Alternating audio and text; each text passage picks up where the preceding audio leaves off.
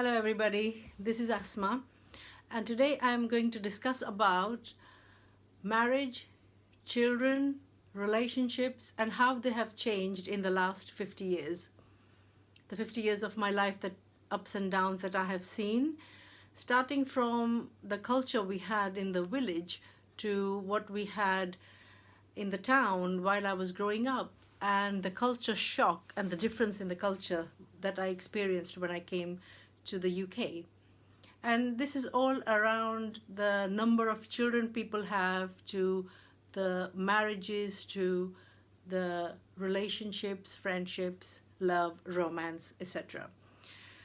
So when I was growing up in India and I look back to what I heard my grandmother and mother speak at different occasions, and my aunties and uncles and relatives had opinions about marriages and about children, it was so varied. There was no one particular system.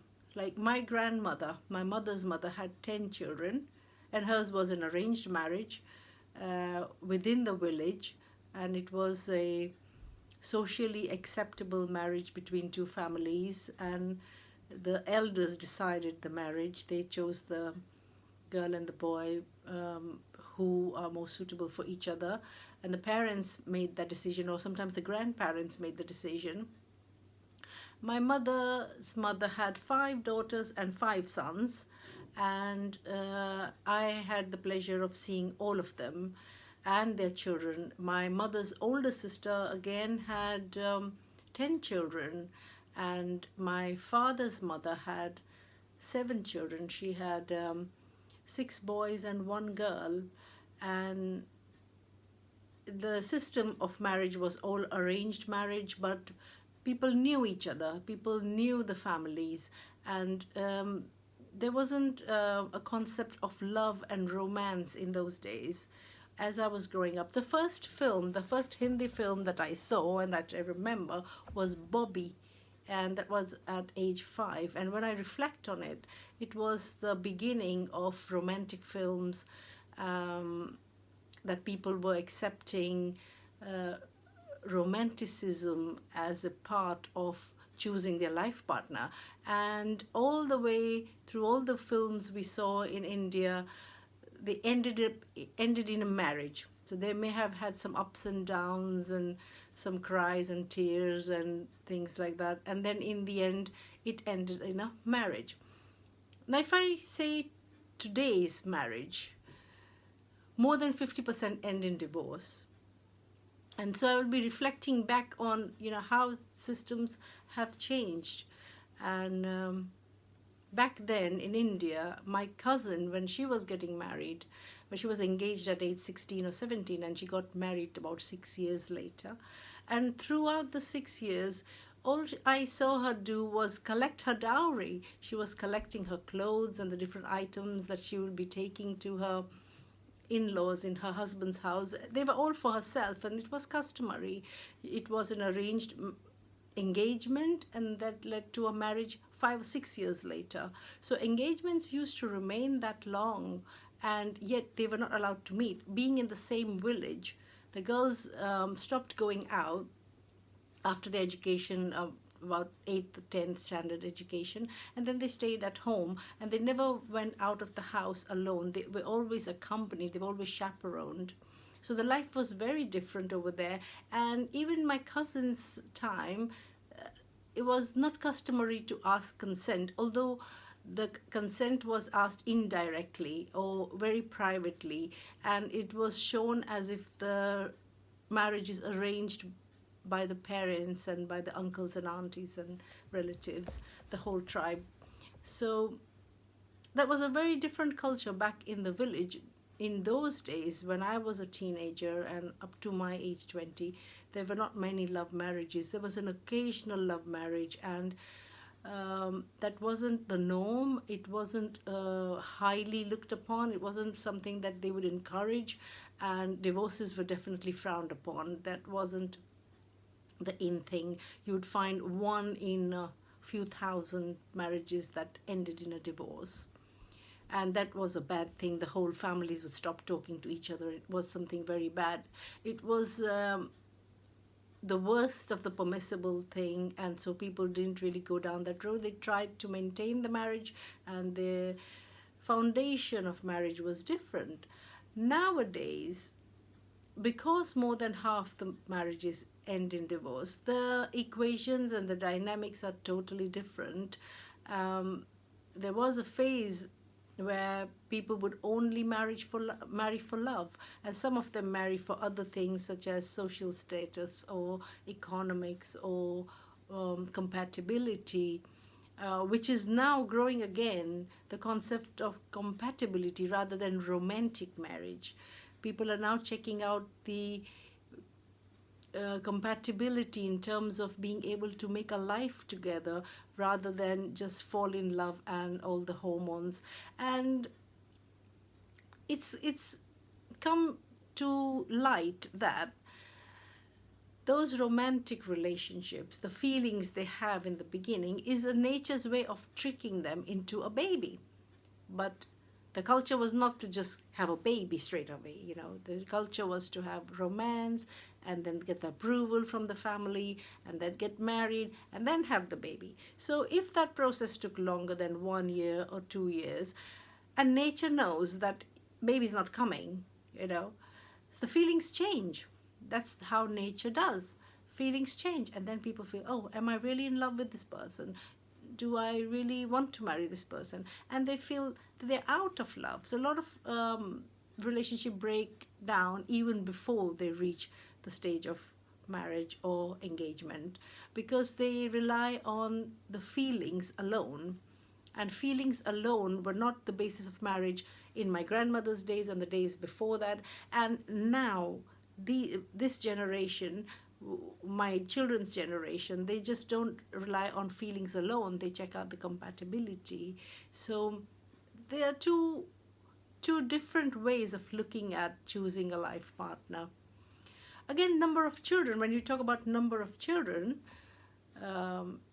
my mother had 4 children, and her sister, as I said, had 10 children, and her other sisters had children in between. 1 or 2 of her siblings didn't have any children at all.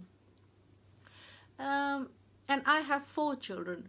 But when I had 4 children, a lot of people question, why did you have 4 children? Because the trend was to have 2 children. And I had 1 girl and 1 boy to begin with. So my oldest is a daughter, and then I had a son. And everyone said, oh, your family's complete. Now you've got 2 and your family. But for me, it wasn't complete. They were so cute, and I could have more. So I had the 3rd one, and the cuteness was even more, so I had the 4th one. And that was my number. I wanted to have 4 at that point. And I had 4, and I had some complications during my 4th baby. The epidural didn't go very well, and I was a bit scared at that point. So I thought, no, life's more important, and I must look after the 4 that I have and not try for any more.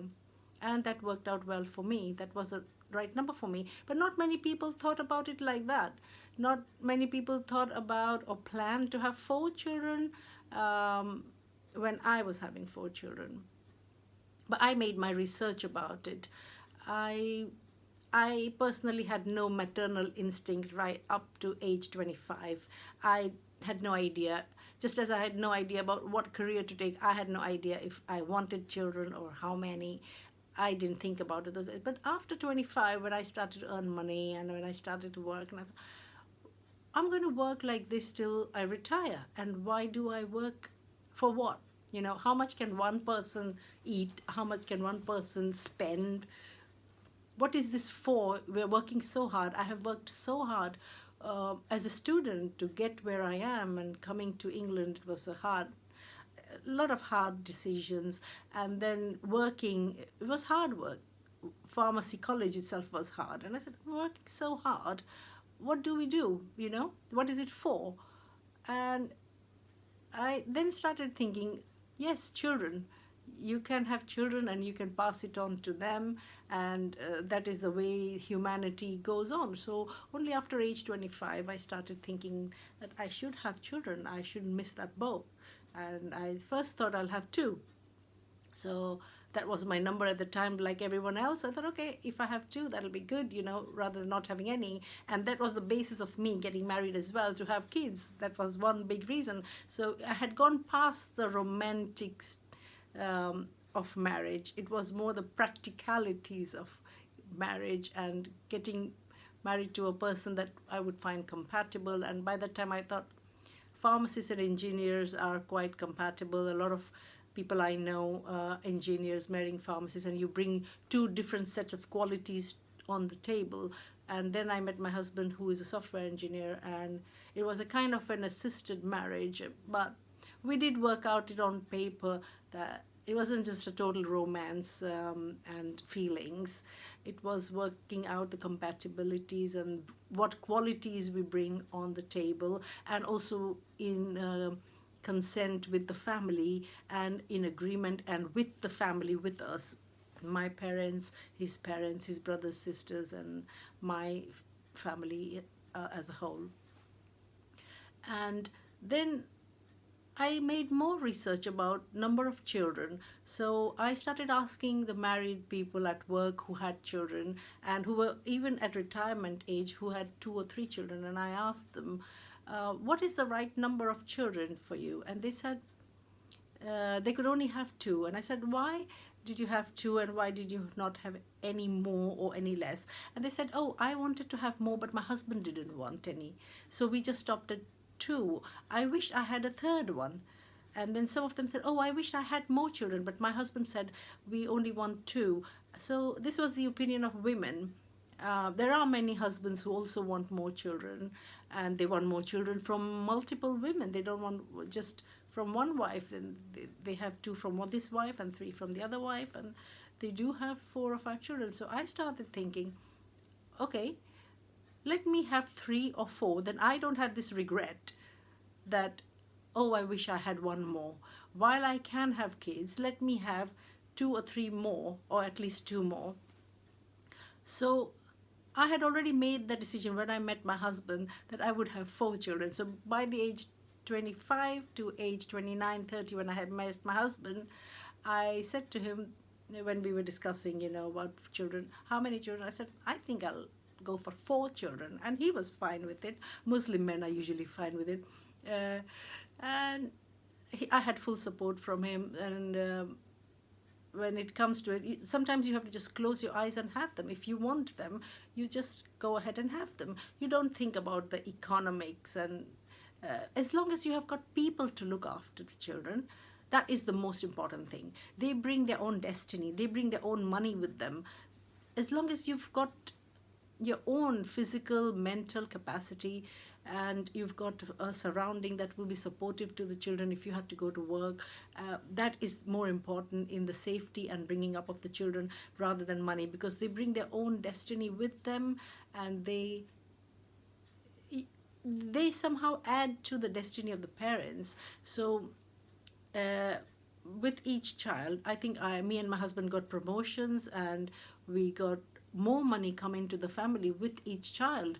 And I understand that that is the blessing, and that is the destiny of the child that joins with our destiny. So not to worry. My advice to people would be, do not make your decisions based on finances. Finances change. Finances change in 2 years, they change in 5 years, 10 years. You need to base your decision about children on how many children can you physically, emotionally, mentally look after, and have you got some form of support structure around you, even if it's nurseries and friends, family helping out. If you've got some form of support structure, you can have as many children as you can physically have and emotionally, mentally look after. And again, for marriages and romance and love marriages, I would say it's good to have the feelings.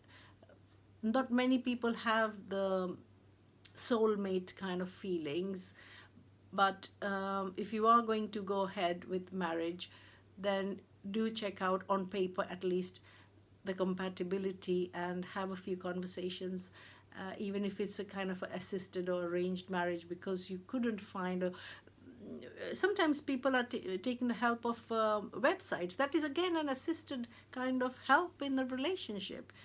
It's not just God sent. If you were to meet your soulmate, I believe that you would just meet them. You wouldn't need marriage bureaus or websites or dating sites to meet your life partner. You would meet them. So in some way you are taking help, and you're taking some form of arrangement to meet a certain criteria that fits your description of a partner, a life partner. So marriage is not just romance, love, feelings. Of course, having that is a bonus, is a big boost to the marriage, but compatibility is what makes a life, and life is what sustains the marriage.